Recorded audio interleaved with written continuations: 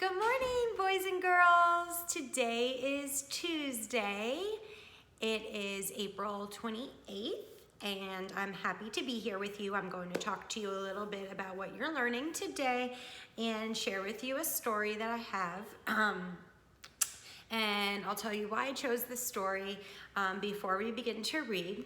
First, let's look at the title. The title is The King, the Mice, and the Cheese.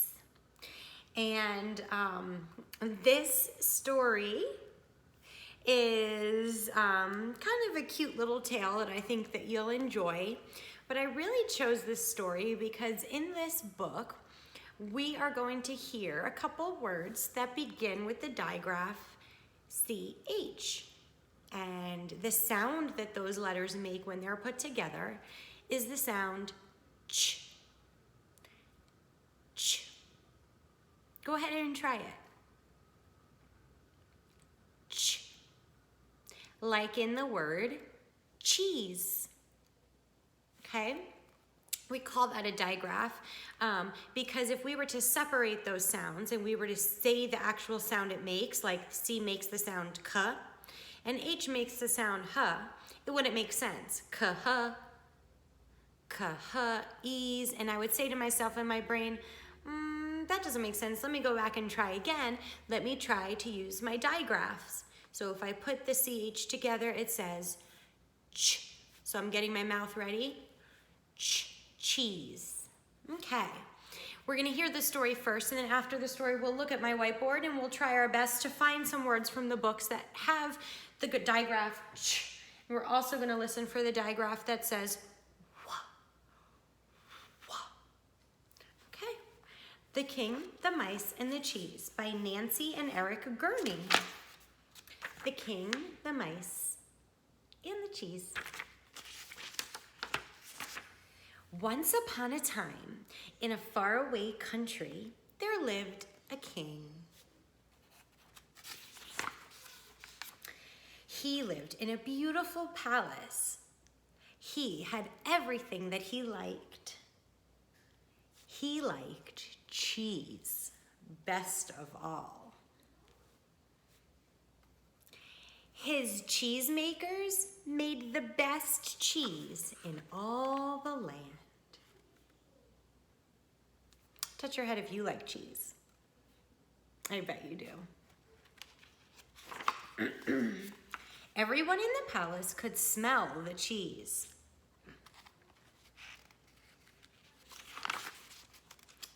Everyone in the town could smell the cheese. Everyone in the country could smell that cheese. In fact, a mouse did. What do we know about mice? Do mice like cheese? He told all of his friends about it. Soon, every mouse in the land was running to the palace. The mice had fun living with the king and eating his cheese. But the king did not like this.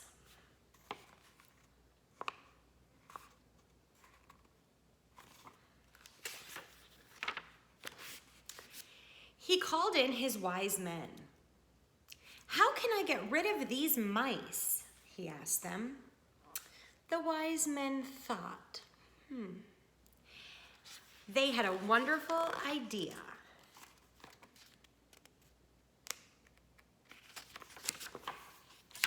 The wise men brought in cats. Big cats, little cats, fat cats, and thin cats.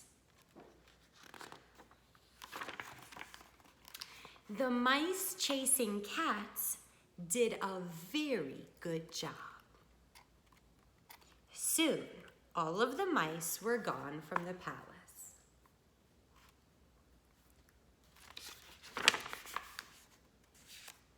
Now the cats were very happy. They liked living with the king, but the king was not happy. He did not like living with the cats.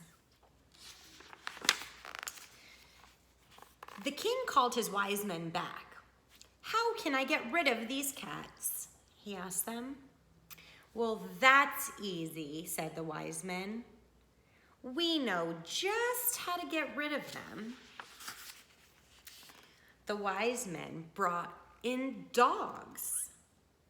Big dogs, little dogs, white dogs, and spotted dogs. The cat-chasing dogs did a very fine job because soon all of the cats were gone from the palace. So if the cats are gone, who's now staying in the palace? The dogs. Do you think the king likes having the dogs? He didn't like the cats, and he didn't like the mice. We'll see. Now, the dogs were very happy. They liked living with the king, but the king was not happy. He did not like living with the dogs. Once again, the king called in his wise men. "Can you get rid of these dogs?" he asked them. "We sure can," said the wise men. So the wise men brought in lions. Big, brave lions. The dog-chasing lions did a great job. They chased these dogs, every last one of them, out of the palace. Now the lions were very happy. They liked living with the king. But the king was not happy. He did not like living with the lions. For the 4th time, he called in his wise men. "Again, please, you must help me," begged the king. Once again, the wise men said it would be easy.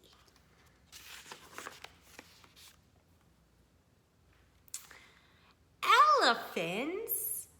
The wise men brought in elephants to chase away the lions.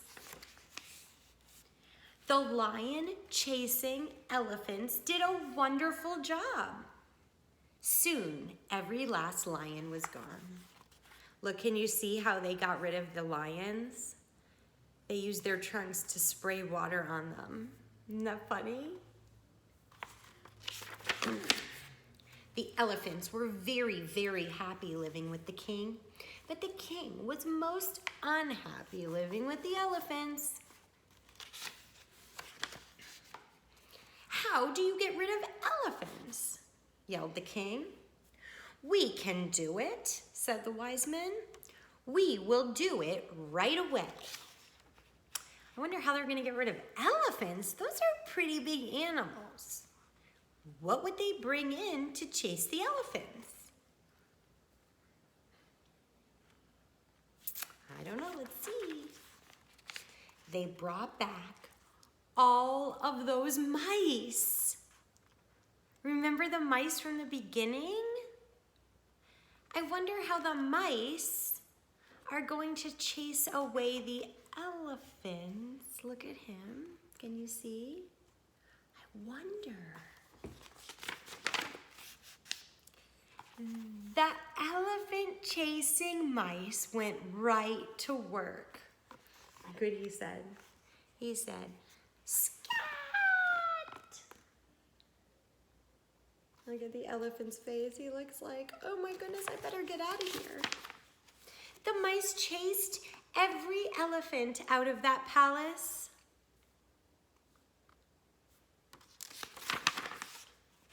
But now, the poor king was right back where he started. Mice, mice, they are everywhere. Mice, mice, eating his cheese again.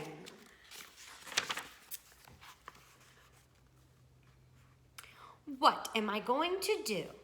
For 3 long days, the king sat and he asked himself that question. And after 3 long days of thinking, he thought of the only answer.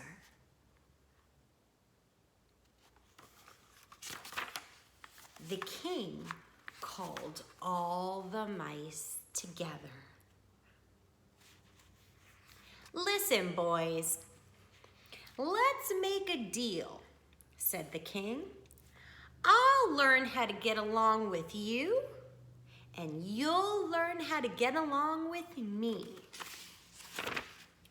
And from then on, the king shared his cheese with the mice, and the mice learned to eat with very nice manners.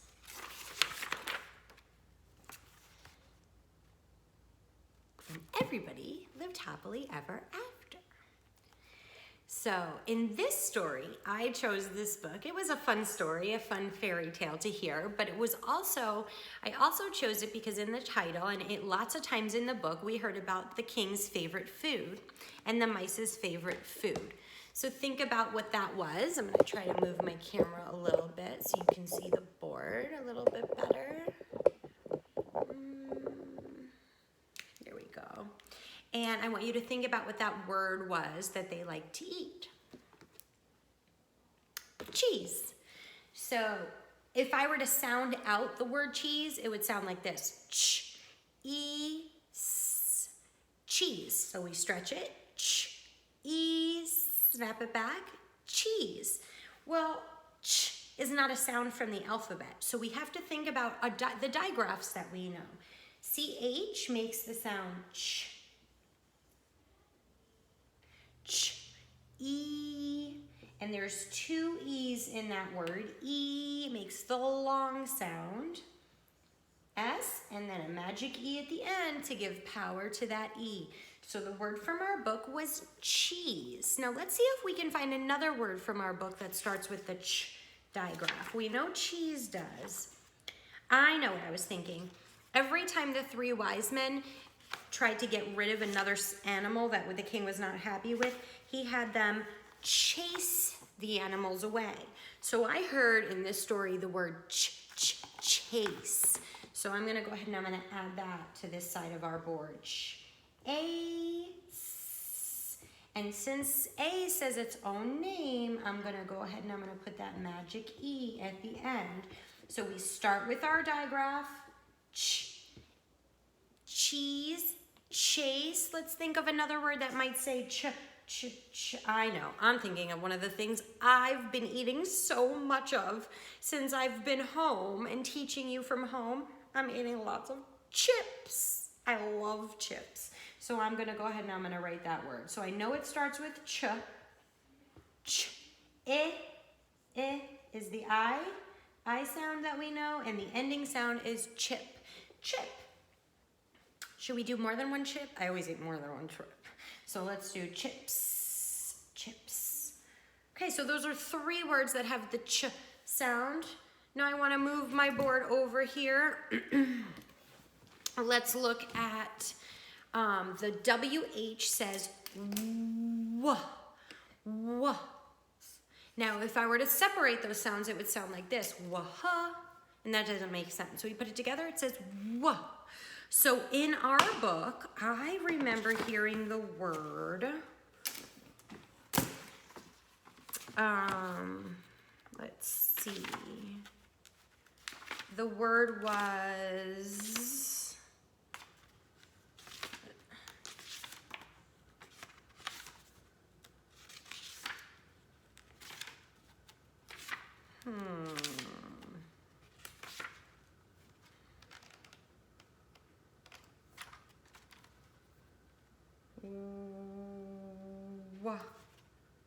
the king, no.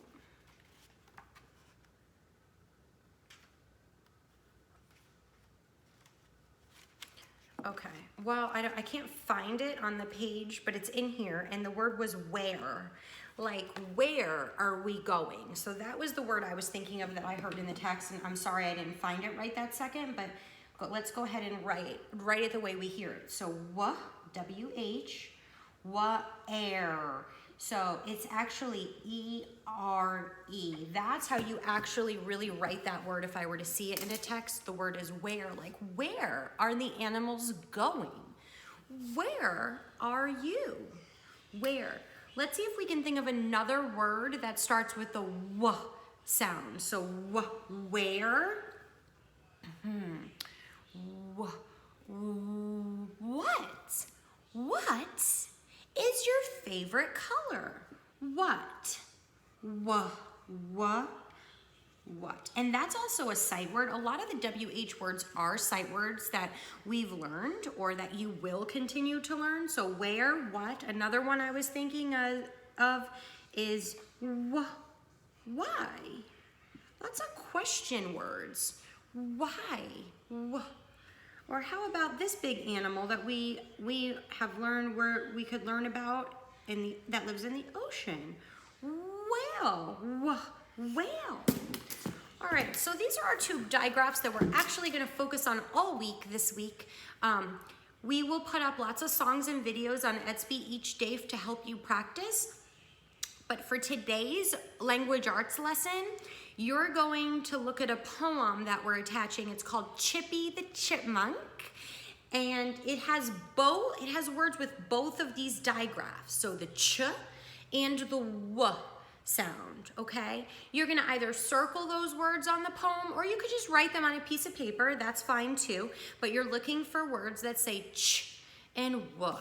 For math today, you're gonna go ahead and do Pearson. We're doing a new topic. It's still working with shapes, but we're gonna be analyzing, we're gonna compare the shapes. So we're gonna talk about the shapes a little bit more and we're gonna learn some new things. Today for your Pearson lesson, the 3D shapes that you're gonna be working on is gonna show you how they move. So if they roll, if they slide, or if they stack. It's important that you watch the visual learning lesson first, then complete your math pages. Got it? Visual learning, then math pages. That's it. I know you're gonna have a great Tuesday, a terrific Tuesday. And Mrs. C and I are here if you need anything to let us know. And we miss you, and I love you, and I will talk to you soon. Have a great day.